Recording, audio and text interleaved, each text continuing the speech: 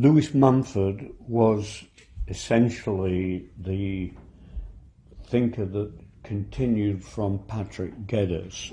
Geddes, if you recall, had found a way of looking at the city which was essentially organic, and where organic as a culture of human interaction needed to meet organic of understanding nature as a biological interaction, and the two had to live in some sense of harmony. So here to begin with, we're going to look at Mumford, and I'm going to explain how he described the organic city, and within that where culture and respect for nature are in balance with new technologies. So this was really the beginning of not only a 20th century thinking, but a thinking that can highly influence ourselves, in that we have to live in a balance with technology was the third part of this triangle. So we've got the organic city, we've got the natural city, and we're trying to find a way of harnessing technology. That technology should be one that is in support of human performance. He also argued that to be able to do this, you needed to have a base where people had open and shared information. The second person that we're going to look at, and we're going to look at their joint work, and we'll only mention Clarence Stein really in terms of the projects. Stein was the person who got it done. So on the one hand, we had the theoretical thinker critiquing society, setting up a framework. Then you had Stein, background as an architect, moved into working as planning, and here between the two of them they organized a whole basis upon which they could look at the city with a new light, but furthermore they actually wished to do it. So here we are looking at probably one of the most prolific writers of the 20th century. As I've already indicated, and I think there's something in this positioning in Time magazine of how there's a backcloth that is urban, but you see that Mumford is resting in a tree, possibly even the clothing, where he's beginning to develop a radical movement. And he did this from being a distinguished author, distinguished thinker, a critique who was beginning to take on society. I think just as we would not have had Mumford if we hadn't have had Geddes before, we possibly wouldn't have had such a support for Jane Jacobs. And you can see in this letter your inquiry about Mrs. Jacobs, and he goes on to say how she had fresh lines of investigation on matters that have been singly ignored or misrepresented.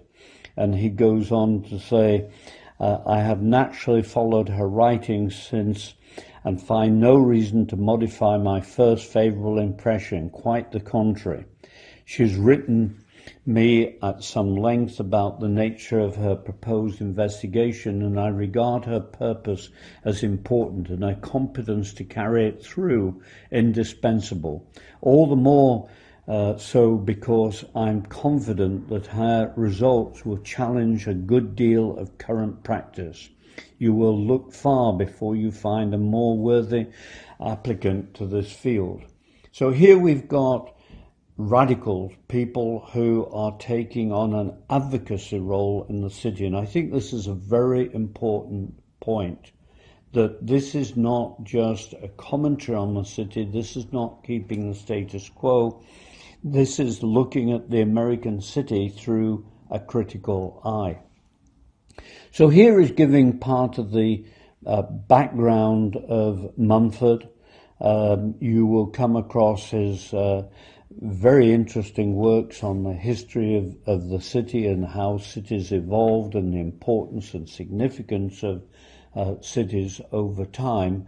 And this really a way of developing a critical eye and then looking at how this could be turned into current practice is how he operated. So the critique is a very important aspect of this, and you'll find a relationship here with our early writings that we've been looking at, that essentially he's arguing that we've got a degradation of city life, that there's too much intrusion, that technology is taking over, and in particular his criticism of the automobile. So the automobile is probably the key factor in this, that the automobile has essentially taken away our understanding of the organic city, is taken away nature, and he blames engineers in the way that they're simply looking at traffic as a separate entity from society, but also an entity that is dangerous. And he referred to accidents as ritualistic sacrifice.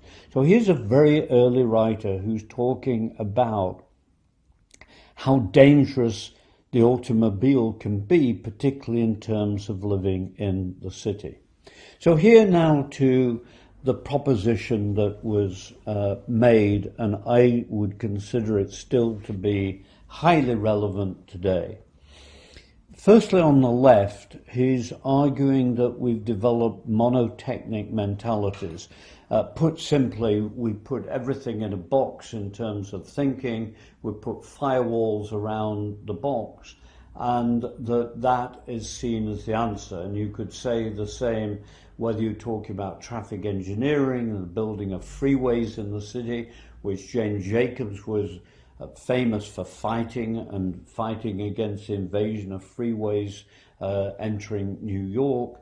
You could talk about it as in capitalism related to development, where all it was concerned about was maxing out development. It wasn't looking at any of the other factors that were involved in what would make a wholesome development. So here we've got the birth of two key ideas that have come out of this. One is polytechnic, which became really a key word in the second part of the 20th century. In other words, we had to look at the interconnection between technologies. We had to see that one technology could work in unison with another technology, or it could be harmful to another technology. You had to take a balanced approach to how you began to see the operation of technology in society. Now we can see many aspects of this. We can see how technology can get out of control in terms of toxicity in the city. So here would be one key one that where you would take a polytechnic approach in terms of not allowing that to happen. Pollution in the city, all these are 21st century issues that we're facing. The danger that is coming from roads, the killing of bicyclists, who was a huge advocate of the bicycle. So the polytechnic approach, which we'll see in a moment, the first rendition of this, interplays with the biotechnic.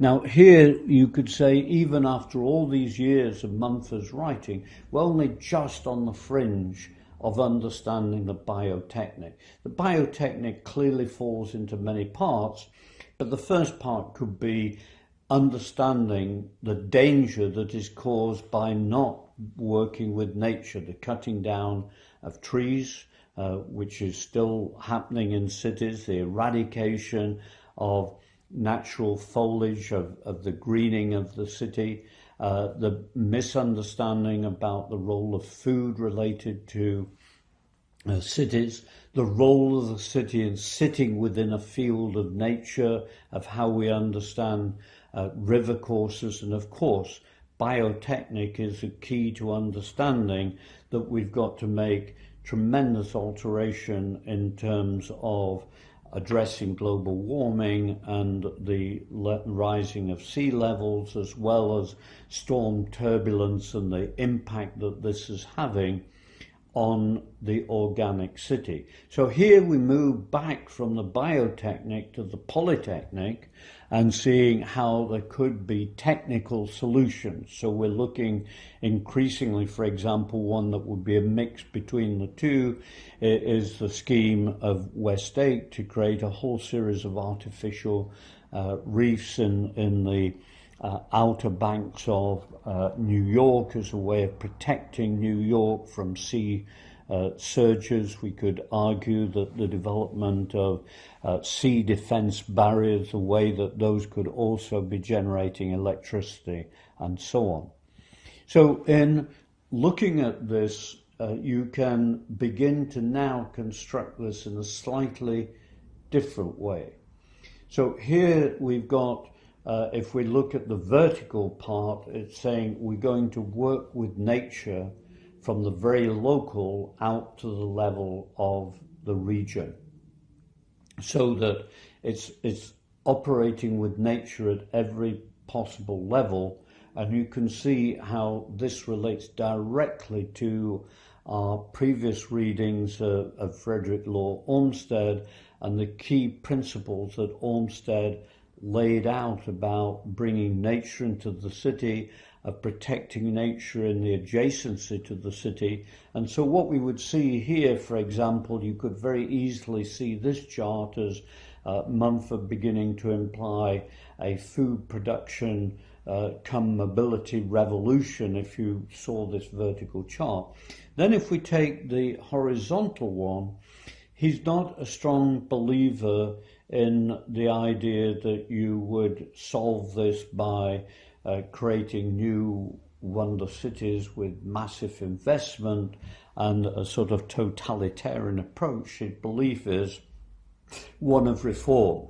And why reform is because people would come together, they would look at technologies, they'd express what their belief systems are, they would develop goals for society, they would look at the obstacles in the way of society, and incrementally they would begin to bring about change.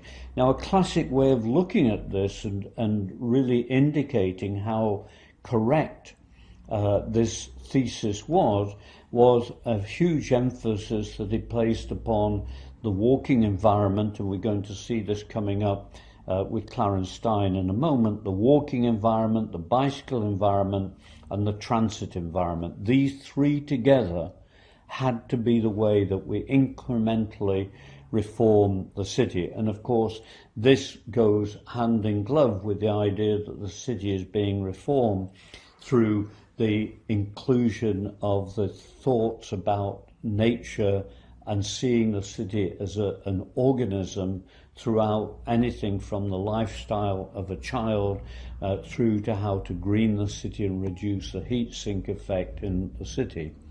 So here you can see the type of way that they're beginning to look at city and the words that they used, and words that possibly we have almost forgotten, and professional life has adopted a set of vocabularies that seem far removed from these. And in fact, if you looked at this and you went through the environmental professions, those that are developing the city, how much would you actually see this language being instituted? So I just want to take you through this because it's really quite obvious. I think that if I go on the left-hand side to begin with, everyone, although we don't have the answers, well, not perhaps everyone, but most people that have got some sort of mind would argue that controlled growth is what we're aiming for. By controlled growth, we mean not sprawling all the way through the natural landscape, not taking away forest land, not hacking down parts of the Amazon basin, looking at the protection for the production of food. So controlling of growth, which a number of cities are now on, seems to be a key. And then if we go up to the top, you could see this is probably very closely connected with being non-polluting. In other words, by the fact that we are controlling the growth and the controlling of the movement systems, we're going to have less pollutants in the environment, but also we're going to have more curing of the environment. So part of that, for example, we would see in the Chicago Urban Forest Program, we would see in the Portland Green Street Program. And within that, the controlled growth is then arching over the top and is talking about protecting nature. And we're not just talking of nature in terms of wild nature, we're talking about a total approach to nature and nature within the city. And in fact, I think we could go further than this now and say that it's not just the protection, it's the enhancement and the extension of the role of nature in human life. And you can see a direct tension there between our appetite to grow and have a greater mass of population in concentrated areas, but on the other hand, we are recognizing the role of nature. So then we begin to come on to the human factor of the organic city. And here are words that I think are going to be very central in the 21st century, but hardly have surfaced so far, apart from in alternative literature. So let me try and describe these to you. The word pride, which perhaps rarely professionals use, but in looking at creative cities and the mechanisms of why certain cities seem to be doing better than other cities and why people wish to live in those cities, there is the engendering of an idea of a sense of pride, a belonging, of a territorial occupation, which means I wish to live in this city and not live in this other city, that you identify, and when you identify, you cut across the chart and you engage in human life in the city, you participate, you vote, you collaborate in neighborhood actions, and you develop both your own energy and an attitude to the energy in the city. So now we can cross the other way again, and we can begin to see that this relationship from pride to stimulating a feeling of goodness in human life, which is bringing about a consciousness of energy, which of course is everything, relates back to happiness, comfort and health. I think we're at the beginning of an entire new revolution in health and the way that health relates to comfort and happiness. So visualize this one and why Mumford really had a handle on the situation. That his argument was that if you're leading a healthy life where you're engaged, you're energized, you're going to be happy, you're going to be comfortable with yourself, you're going to be comfortable with fellow human beings. So again, it's really talking about something that is probably very current of the tolerant society, the participatory society, the sharing, the one that we can take a long-term view towards human benefit. And finally, and perhaps it should come almost at the top of the chart, there's a very key argument that is coming out of Stein and Wright, who was their builder, that you have to have land that is not for profit. In other words, it is the responsibility of cities to not, in a way, and you can go right back to Bellamy's arguments, it's exactly the same argument that we found with Edward Bellamy in his very early work. It's the same argument that we saw in Morris, that it's not against the profit motive, it's not against the idea of capitalistic development, but it's saying it's got to be in balance. You've got to find a way that you can get development that is good without having to make profit. Now, this would seem to be outlandish to some people, but it has to happen. And part of what we're addressing is, how can you do this? How can you do this with inflating prices in cities where we've seen that developing at too much density doesn't work, developing at too little density doesn't work?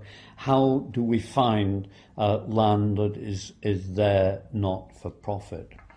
So this, in a nutshell, is where this is going. On the one hand, it's saying at the bottom of this chart that you've got to take an integrated approach, that everything impacts everything else. Their belief was that finding new combinations between an emphasis on moving back to a walking and bicycle environment, restricting the car, putting the car back into a place, not eliminating the car, but restricting the perspective, the scope, the necessity of the car with a much greater emphasis on transit, and that all of this will be done within a framing of new attitudes and approaches to nature. Then if we go up, the two belts of this would be in how we would build a new city. In other words, as opposed to sprawl, as opposed to simply land take that is thoughtless, the new city, it doesn't mean literally that you have to have a garden city. It means that the way that you expand the city has to have these principles. And this later, which we'll be describing in the next talk, leads, for example, to the development of the Radburn planning approach, which became perhaps one of the most famous movements in mid-20th century America. And clearly, on the other side, this is talking about the reformed city. So in a nutshell, these are the arguments that they began to talk about, that the physical design of cities and their economic functions are secondary to their relationship to the natural environment and to the spiritual values of human community, and that you could produce a sense of order. So order is a key principle, but it would be incremental planned development, it would be controlled growth, it would be the preservation of human life and energy. You had to have non-profit land purchase, you had to have the promotion of health, you needed happiness and comfort for all residents, so an equity in the way that you develop this, which means obviously a real concentration on affordable housing, which of course is why we need land that is not for profit. A city therefore begins to emerge where people feel city and civic pride. We conserve nature and we bring an end to pollution, the great killer of cities. So, or of the people in the cities. So here now, as the second part of this, we talk about Clarence Stein. Stein, very much the pragmatist, and between them and others, they developed and opened a non-profit foundation, the Regional Planning Association of America. So this was an urban reform association that they formed in 1923. And in it, they had also the famous figures that formed it were Alexander Byng and Henry Wright. And this developed a critical examination of city through their collaboration, that the groups would meet, they discuss the concept of what it meant to have the dispersed city versus the concentrated city, what was urban culture, how you could integrate with nature, how you could develop sensible density, how the city could intersperse with parks. So what you had to have in their view was a restriction of the car within the city to the point that the car became redundant, that you actually didn't need to have a car because the city was so effective. So here you've got the first argument, which is clearly where we are returning to in the 21st century. Why have a car in the city? The city is an organism that can be designed that it can be, to all intents and purposes, car-free. Fine, at some point in your life you drive a car, that's not the point. You do not need, in the city that's been designed correctly, the car, because you've integrated bicycling and walking. And the city is closely connected with all the facilities that you might need in the city. And that within that you could also embody nature within that concept. However, secondly, whether you agreed with this or not, they were a regional planning association, and what they believed very strongly was the idea that you could have a second choice where you did not live in the core of the city, where they thought it was unlikely that you would live without a car, that you could be primarily transit based in entering the city and leaving the city, because why build freeways was their argument. You don't need them, you build rail lines. But once you were in the designed suburb, you found a way to really put control on the role of the car, because you put the organic city, the human factor, the enjoyment of the city, the people associating with each other first. Then you put second, or interconnected with an equal first, nature and the role of nature in the green city, and the car was very much secondary and in fact didn't necessarily have to be used. So this is really the basis of the belief in the role of design, where nature, home, community and the automobile would work in harmony. And this really sets up the beginning of their experiments. Now, the first experiment, which I think is a key to understanding this, and probably one of my favourite ones, is the development of Sunnyside. So in moving to the next part, we're beginning to look at Sunnyside, that came only a year after they'd started their great debate. And here they followed so many of the principles that they had established. So the first principle of land not for profit and creating affordable housing.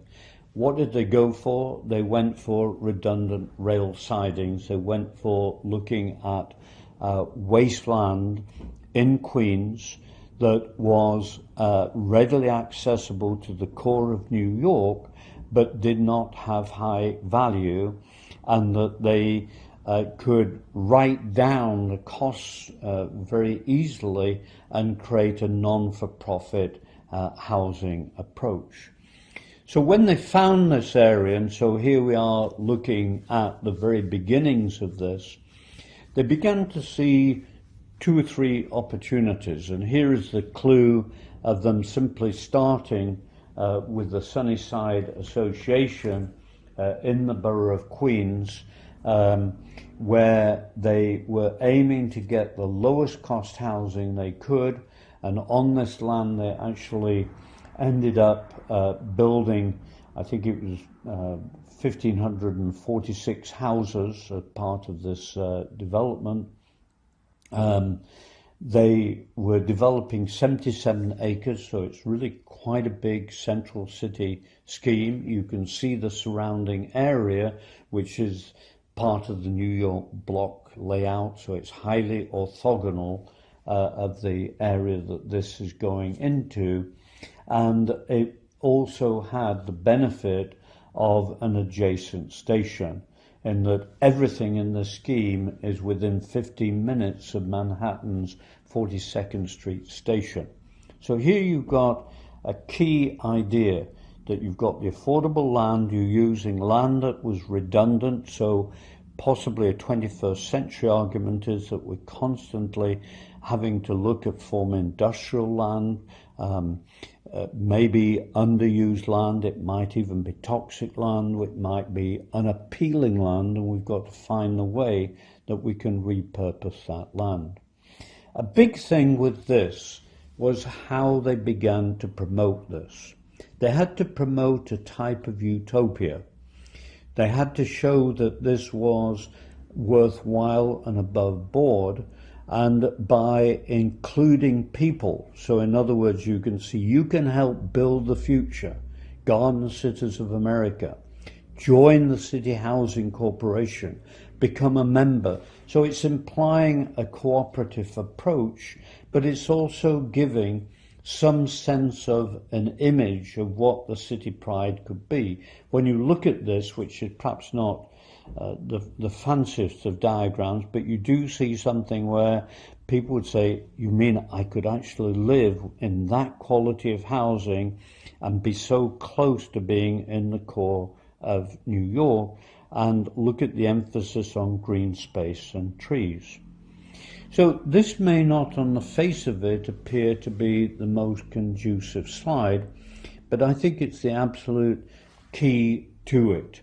So here we have the station, and the first part of land experiment that they developed the thesis from are these blocks here, and then it developed through all of these blocks, and then eventually they came to develop apartments and a park on this side of the land as the next phase of it. And you can see immediately a pragmatism that is at work. The first part is that they haven't tried to break the orthogonal layout. They've taken the city block as it existed and they've meshed into the city block. This is a pretty smart move. So in other words, they're not trying to spell out, oh, we're different, we're a separate community, we're putting gates around it. They're doing everything they can to make it part of the environment of the city. But you can also see from this diagram, they're reforming the city. Why? Well, they're keeping to the street, so let's just look down here and you can see very solid blocks towards the street leading to the station, a very keen sense of orientation, but the middle are gardens. So the whole of this is a green city. Furthermore, they broke down the block. So whereas we might have an existing block over here, you can see difficult to navigate this block apart from on the periphery, but this one you could begin to move your way through the block this way, so you could appreciate if you were in a hurry go down the street, if you've more time you could begin to go down the gardens. So here we're seeing a little more detail. You can see the planting of the gardens in the middle, and the idea is that people could grow their own fruit and vegetables. They could have recreation space. Children would play in the gardens, you could grow plants, whatever. Then they made the argument that away from the station you would come, and this to this day, Sunnyside Park is a community-run park. It's never had any public money. You join the park association and they have a continuous set of pageants and open days. And if you were of a different disposition that you wished to have apartment living, or really a single house, however small, didn't suit you, single people, elders, you had the option of apartment. Now, I'm not in any way indicating that this is wonderful, but I think it's a very interesting incremental reform of the city. So here is the very simple structure that they built. So the first part that we're looking at is essentially row housing. And within this, the size of the house was to try and find a reasonable minimum, and they came to a very, we might find almost a laughable pragmatism, which is that the length of a floor joist was really the width of the house. In other words, go for production line lumber, use that as a way to construct the party walls of the house, and you've got the basis of the organization. So now we've flipped to the garden side, and you can see this idea of the green city. This is no small revolution. This is the idea that you would come home on a regular walking street, but at the other side of the house you would have an entirely different atmosphere of city.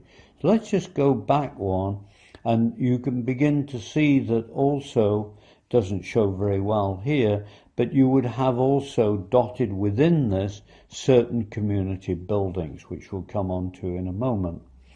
So here now we're looking at the Phipps apartment block and the incredible advertising to this block and what this block would give for you. So you're looking at alternative way to live in New York, and here they're saying attractive livable homes in a park-like setting, choice of apartments, so you can move from 1.5 rooms to a much larger apartment.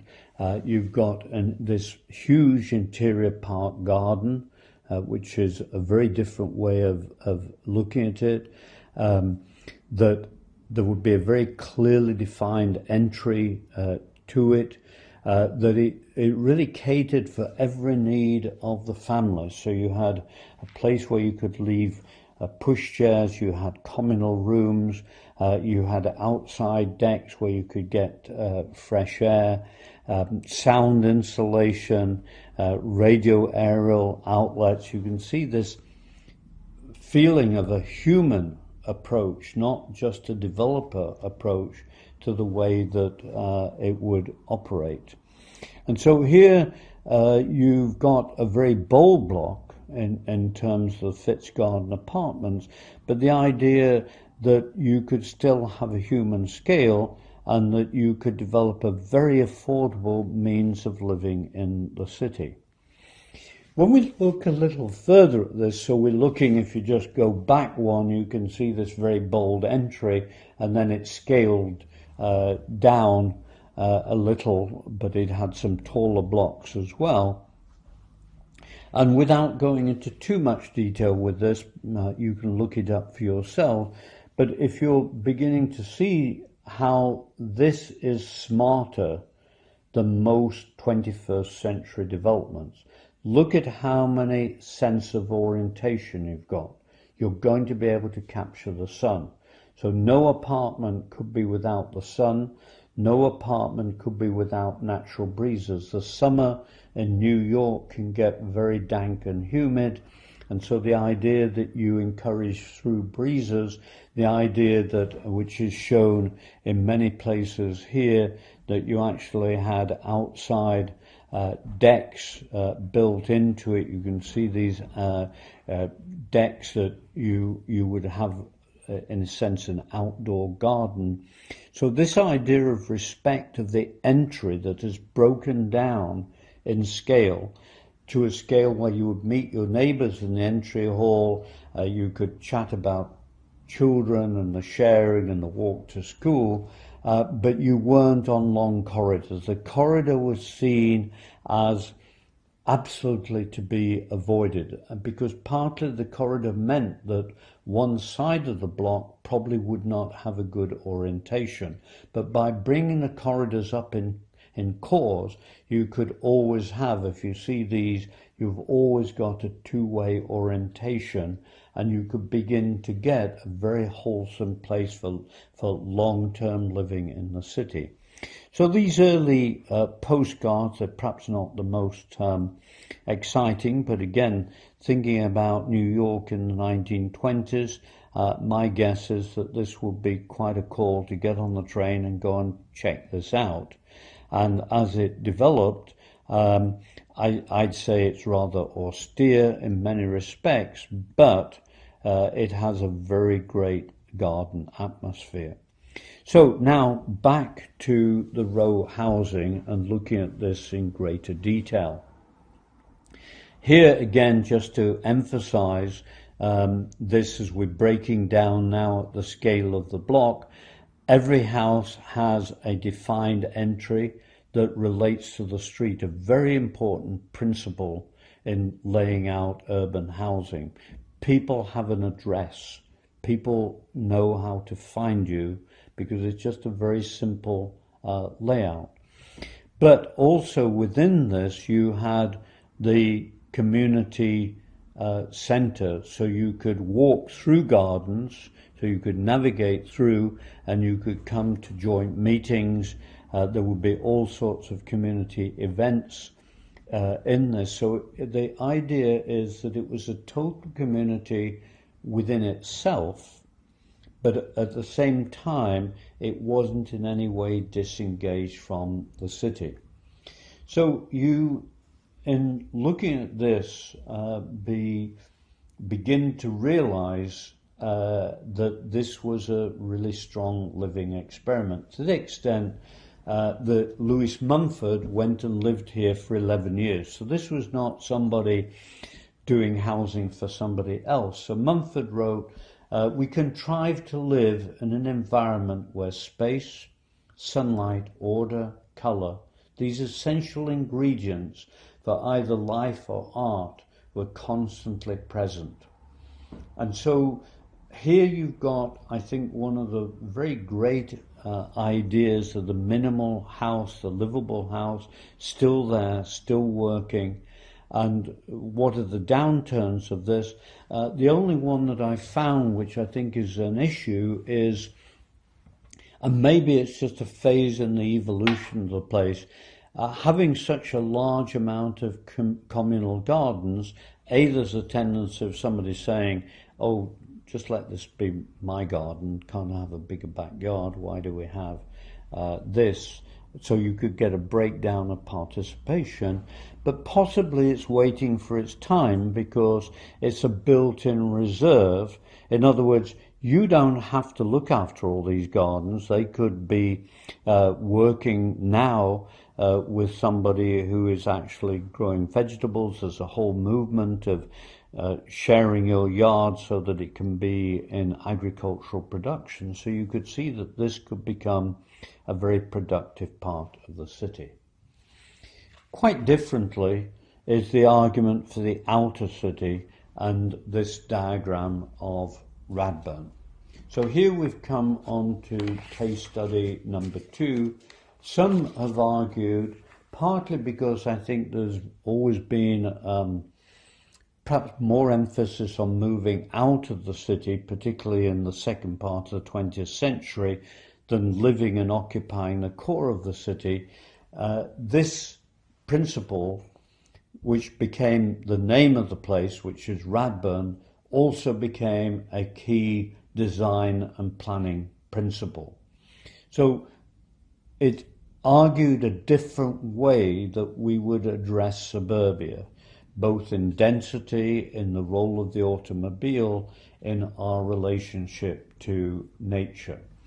And what they did in purchasing the land at Radburn, which they're able to get for a very affordable price, it wasn't highly valued because it wasn't key agricultural land. At the same time, they got land adjacent to a rail stop of transit into New York. So here's the alternative. Put this in modern terms, and you could look at many cities and say there may be redundant rail lines, underused rail lines that could easily be repurposed. And the people who are looking for this lifestyle, you could accommodate it with a very low carbon footprint in the way that you develop it. This is not without carbon footprint. I think it's a compromise, but it's really quite interesting. So here we've got in describing, and this is their original drawing, what they described as the motorway.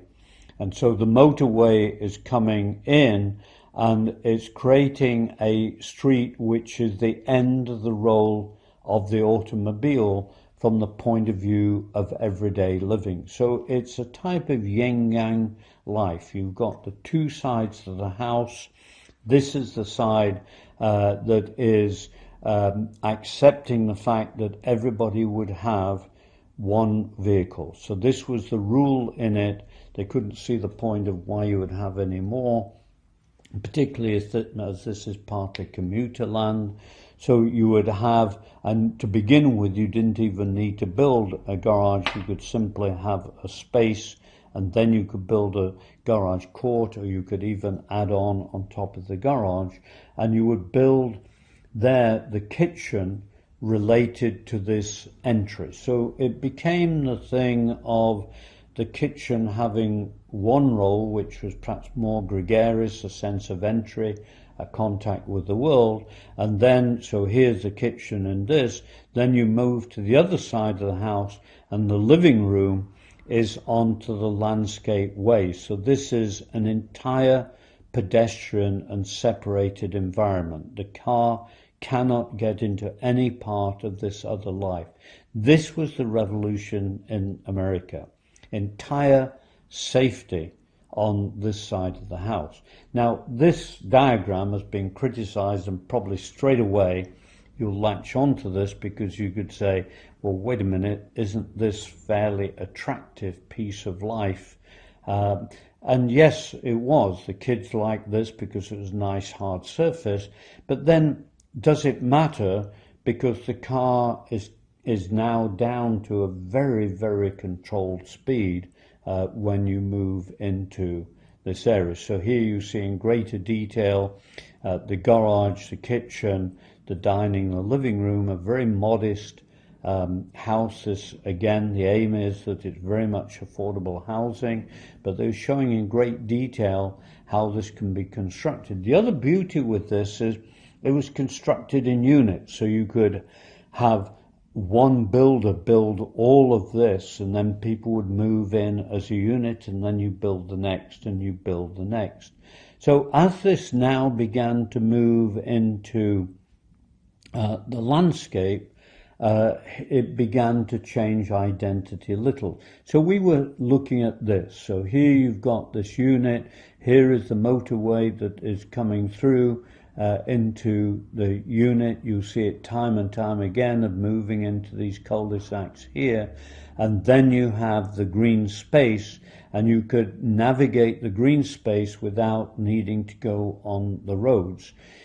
This part is seen as a denser with shops and apartments, and the same here. And I think the rail station is this part on the side of these avenues that are coming through here.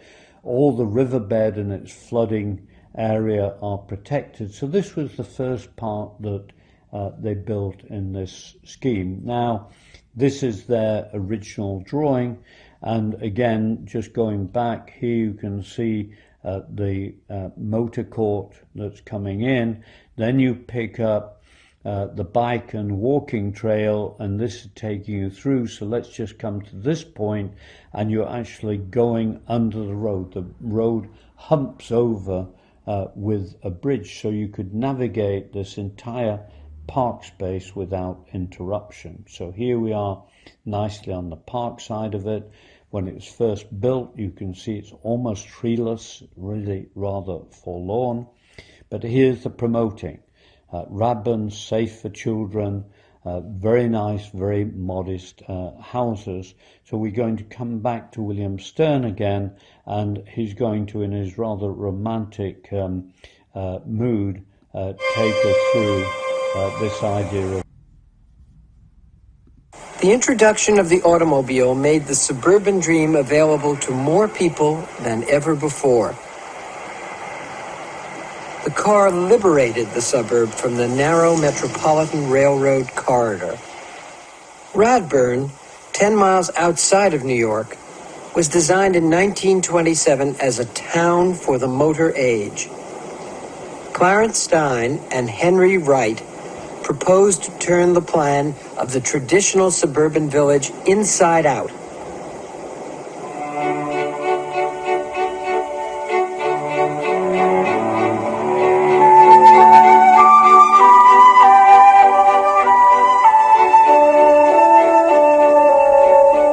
Radburn's solution to the problem of the motor car was to restrict its movement to a few principal roads and cul-de-sacs, around which small individual houses were grouped.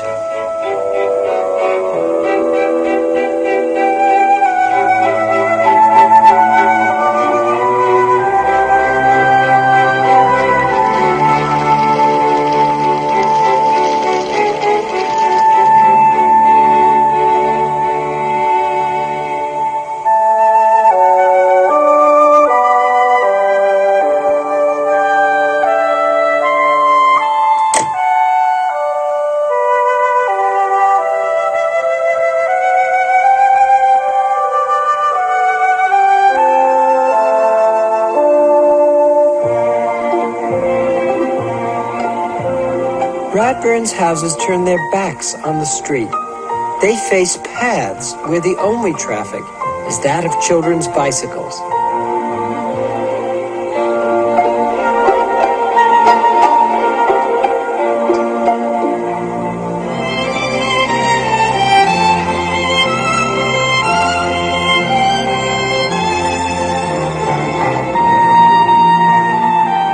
The paths lead to grassy parks, which in principle at least, are the focus of Radburn's community life.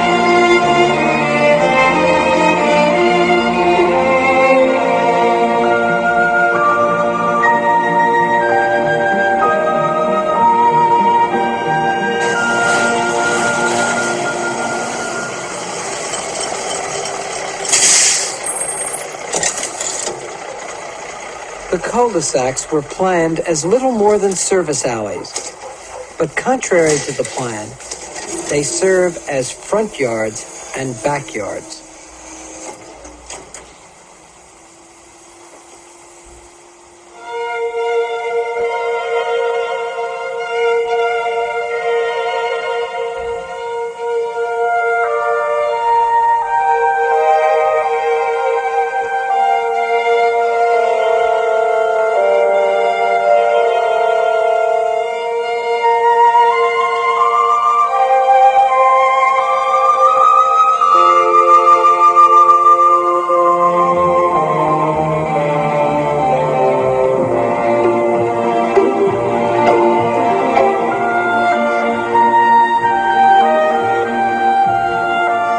In the Arcadian idyll of Radburn, the messy realities were hidden away.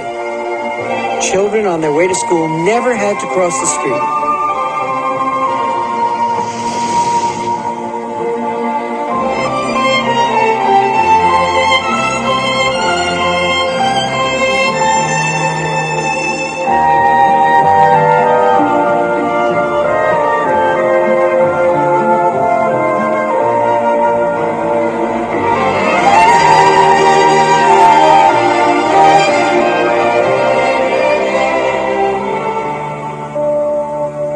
Why didn't this car-free version of the suburban good life catch on? For one thing, many Americans were reluctant to sacrifice large private yards for common ground they had to share. For another, Americans loved their cars. So, to come to the argument of how they put this together, a key was the fact that they reduced, and we're seeing this now built out today, and you can see to a very large extent it was a success. They accomplished what they set out. You can see the protection of the river valley. You can see that it extended beyond the original boundaries to quite a considerable extent. It also attracted work areas related to the station. It attracted apartment dwellers as well. And the key economic thesis was that the amount of land and costs that they saved by minimizing the roads paid for the parks. So in other words, they were stealing by having service roads that were about 18 feet wide and only 400 feet long. They worked on a basis that everything was around a half a mile, and the streets and the sewers cost them 25% less than a more conventional layout. So this paid for a good amount of the park area, and many people began to say that this was an answer to America. Why it was an answer? It controlled the role of the automobile but didn't eliminate the automobile. It was the promotion of a community scale that was in demand. It was what people wanted in post-war America, that they were looking at access to schools, neighborhoods, living and working, or living rather, in landscape. And it was no bad thing that usually the male of the family would commute into one city or another and could actually use the car or could use the train. So it wasn't in one sense controlling. Also, but at the same time, when you look at this, and I think it's fair to say, firstly, is it really so much different? How much has gained from it being a more laissez-faire? I think there are substantial gains, but I think it's also disorienting. It's a very odd way of assembling space. Connections are indirect. The connection to the train even is indirect. The relationship to workplace is not really clear. And also there's a great deal of maintenance that you're actually having to maintain a park system. Now you could turn that around and say, yes, but the very people who are gaining from it are contributing to running it. It's not having to be run by a local authority. And it developed a whole architecture that people were proud of, ranging from the individual house to more of a row house that you can see here on the edges, and certainly the protection of extensive areas of nature and a park system that has more matured, really quite beautiful. I mean, it is impressive when you're there.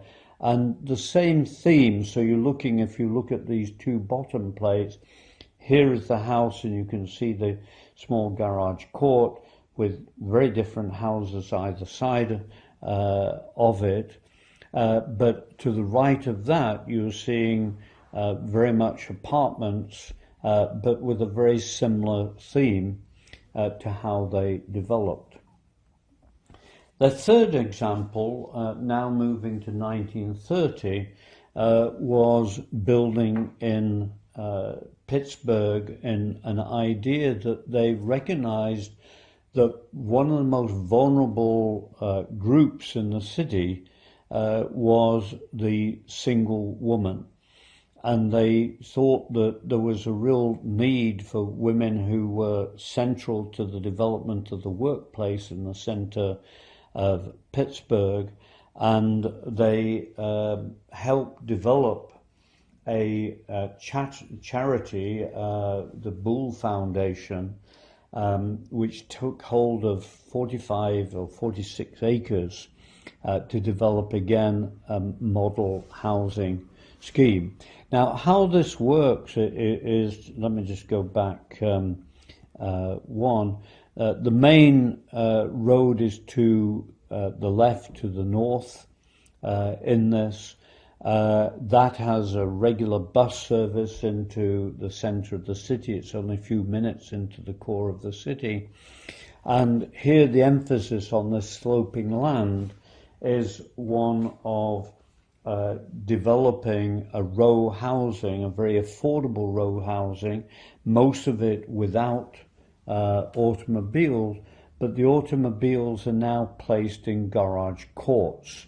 So at the top part you can see a garage court coming in, Where there was a slope in the land lower down, you could incorporate a car into the house, but the car was not seen as a part of daily life. Once again, following the Radburn principle, and really a sort of, this one comes almost between Sunnyside and Radburn, the idea of the continuous flow of gardens as moving through and coming down to a play area with tennis courts and parks. So there's a big thing about land saving here and the idea of nature in the city.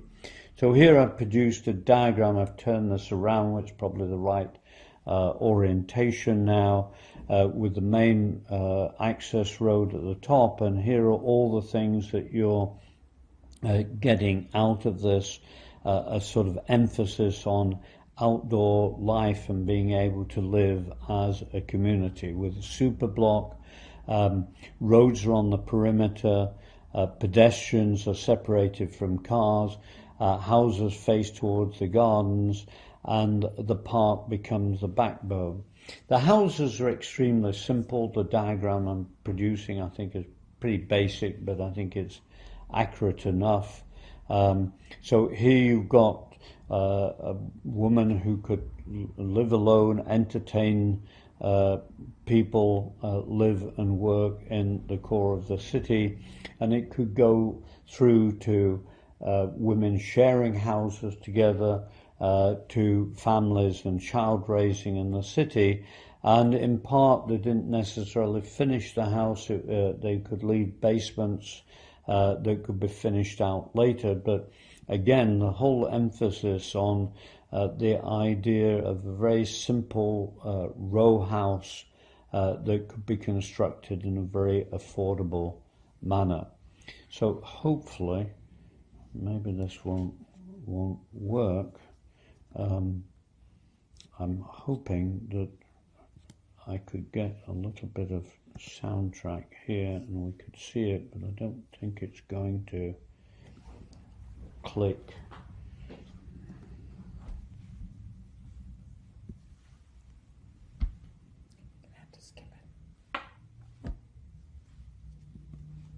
So perhaps I'll be able to get the soundtrack as a separate entity. Here you're seeing it currently beautifully maintained. The car in a secondary role you can see in the garage court.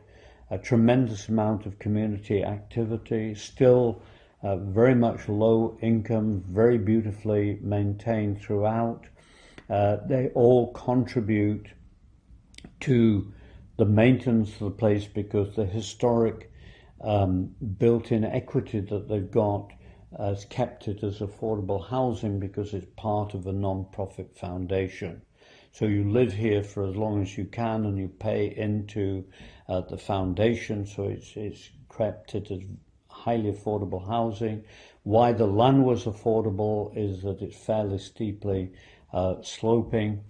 It's gone in and out with regard to how many kids live here, so this is one thing that I've been looking at. So the pros, close to downtown, affordable, lower middle class, if we can use that phrase, a lot of community cooperation, very human scale, car free, a lot of feeling of safety for single women living here, very well preserved, materials that are highly resilient over time. At times it's really perhaps not had the amount of diversity.